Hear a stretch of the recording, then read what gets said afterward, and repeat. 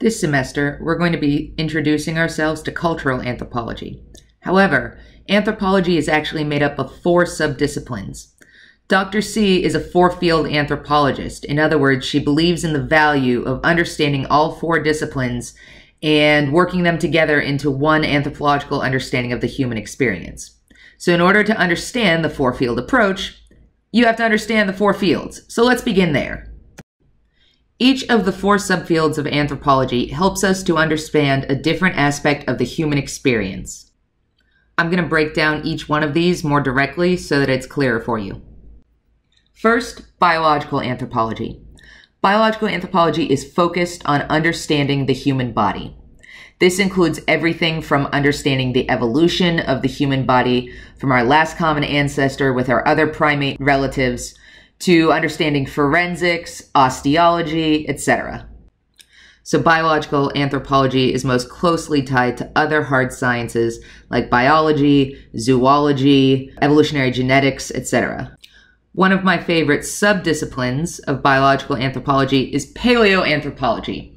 These are the fossil guys that actually look at the physical remains of the bones, like teeth or vertebrae or femurs from our ancestors from millions of years ago. They do this in order to understand how our bodies have evolved as a species, as well as to understand how our social processes, how our thought processes have also changed and evolved over time. Another interesting subfield of biological anthropology is medical anthropology, which actually looks at how human beings experience issues like health, illness, medical care, sickness, death, etc. Medical anthropologists often sit at the intersection of cultural anthropology and biological anthropology.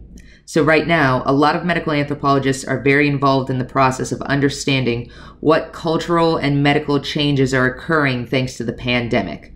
Why are some countries having an easier time handling social isolation while other countries are having a harder time culturally handling social distancing?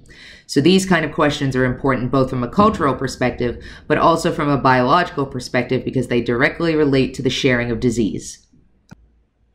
The second subdiscipline I want to talk about is linguistics. Linguistics is the branch of anthropology that focuses on language, on how humans communicate with each other. In many ways, it's language, not tool use, that differentiates humans from all other animals.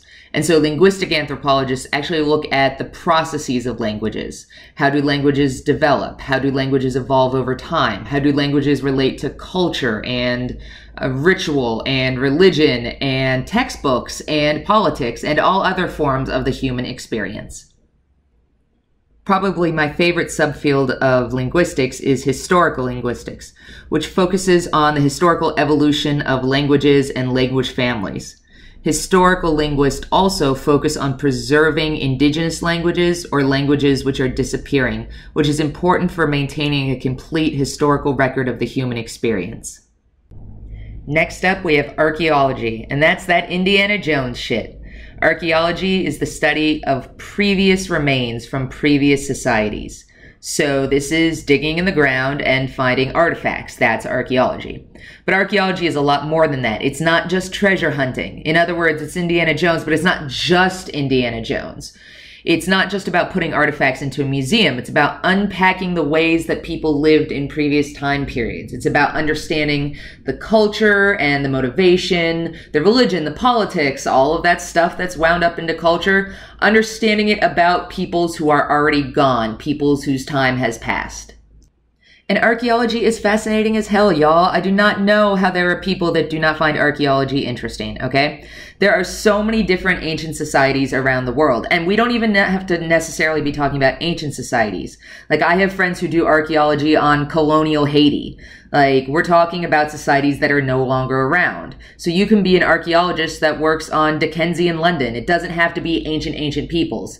But if you are into ancient peoples, there are so many cool temples around the world. Sometime ask me about them because I've been to dozens and dozens on multiple continents. I literally do not know how people do not get stoked about archaeology.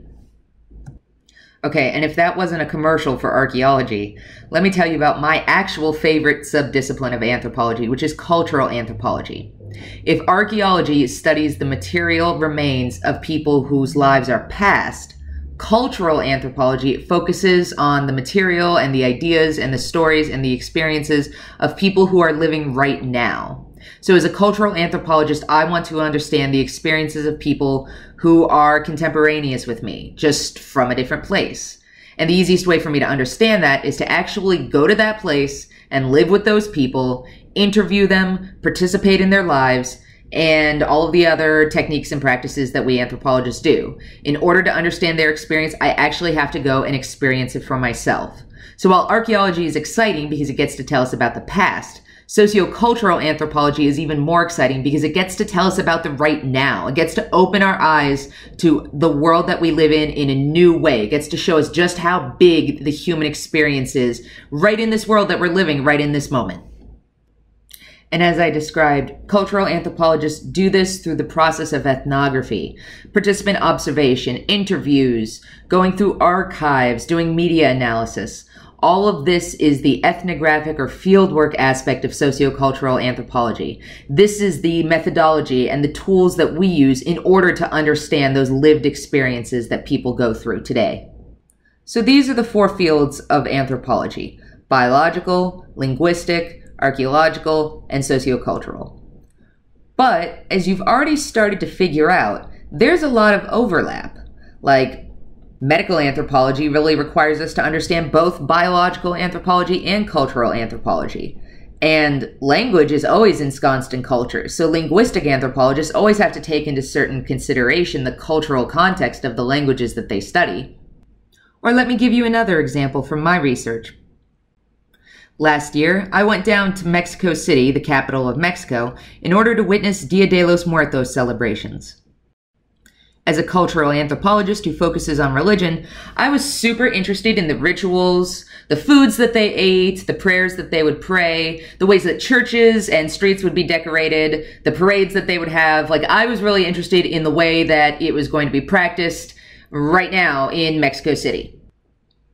But one of the things that I also learned when I was there is that the practice of Dia de los Muertos is not only connected to the Catholic Church and the Catholic religion, but it's also connected to ancient Mayan rituals.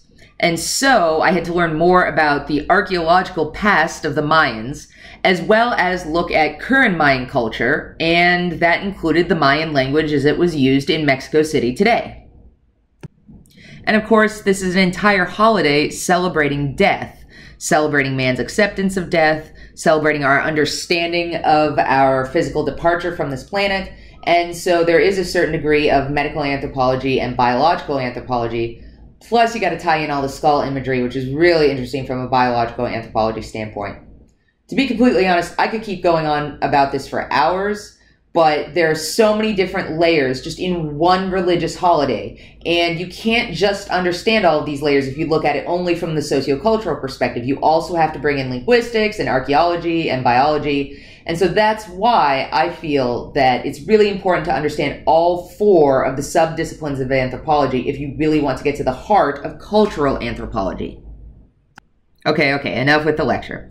Thanks for listening, guys.